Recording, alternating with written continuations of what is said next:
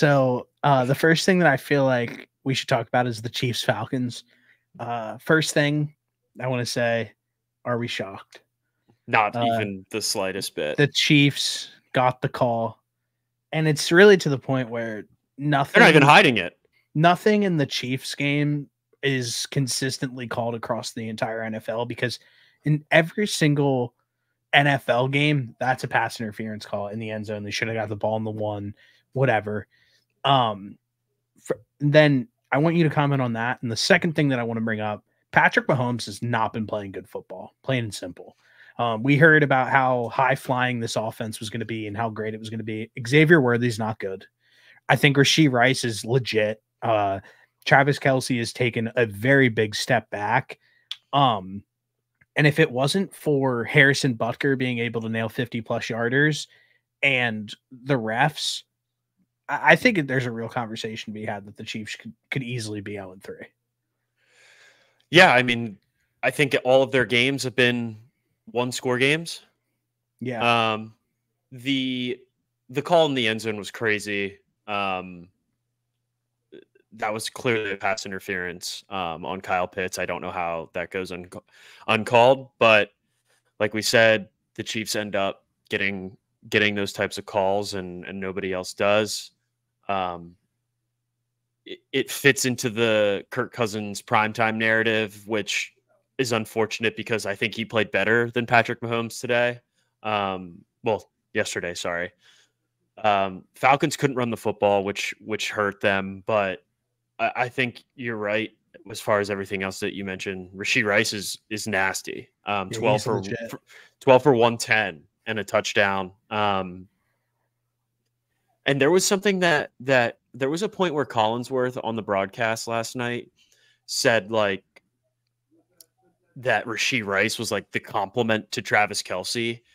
Rashee Rice is the best player on the Chiefs offense aside from Mahomes. By far. And I think Pacheco's even better than Kelce at this point. Obviously he didn't play last night, but I think it's not that insane of a thing at this point in Travis Kelce's career to say that he's probably the third best player from a skill position outlook on this team.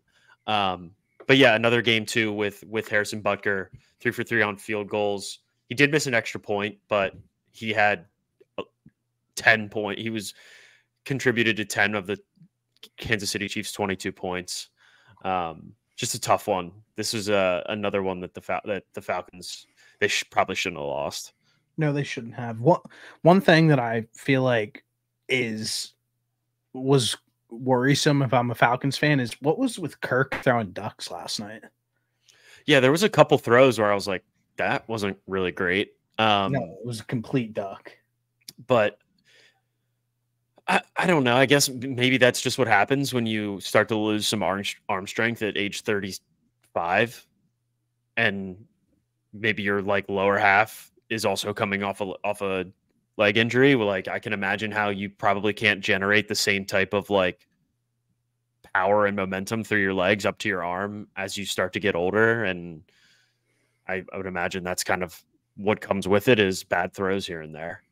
Yeah. Do you have anything else that you want to talk about this game? I mean, we said it last week. The Chiefs will always get the call. They get officiated differently than every other team in the NFL.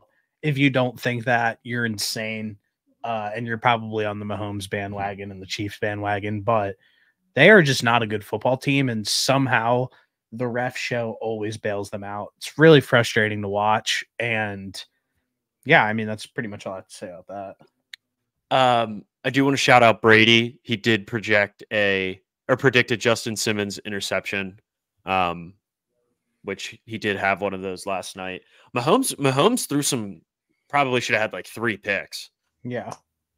So yeah, he's not playing good. The one thing that really pissed me off was Collinsworth when Mahomes absolutely threw one into the dirt, and it was just like a bad throw, and he was like, "Oh, you could just." Mahomes is so high IQ, just throwing this one into the dirt. It's like, no, that was just a bad throw. Like it's just crazy. Was it the same one that he was like about to get sacked and he just threw the ball to like Samaje Perine like at the line of scrimmage, like No, 3 yards in one. front of him? Different Well, one. yeah, he did the same. He did a similar thing there. He's like, what a play by Mahomes there to not take the sack and just. How's he so strong? How did he not go down there? I'm like, I hate him. It's crazy. I used to really like him, but like, it's starting to seem like he's losing it a little bit this year. He's not losing it. He's just rides Mahomes and the Chiefs. And I just think it's a little annoying because I don't think that there's a lot of great players in the NFL and a lot of good teams. And it sucks that we have to watch the Chiefs get bailed out time and time again. But I mean, I guess it is what it is. It makes it feel even worse too, because it always feels like it's on like the single, like one of the, like the game of the week. Oh yeah, like type situation where like they're the only game, or like it's the very end of the 4 o'clock games and like they're the only one that's playing and everyone's watching it. And so everybody sees it and it's like, oh, okay, well, they just got bailed out again on a national in front of every person that was watching football. And it's just going to continue to happen. So white clouds blowing out when we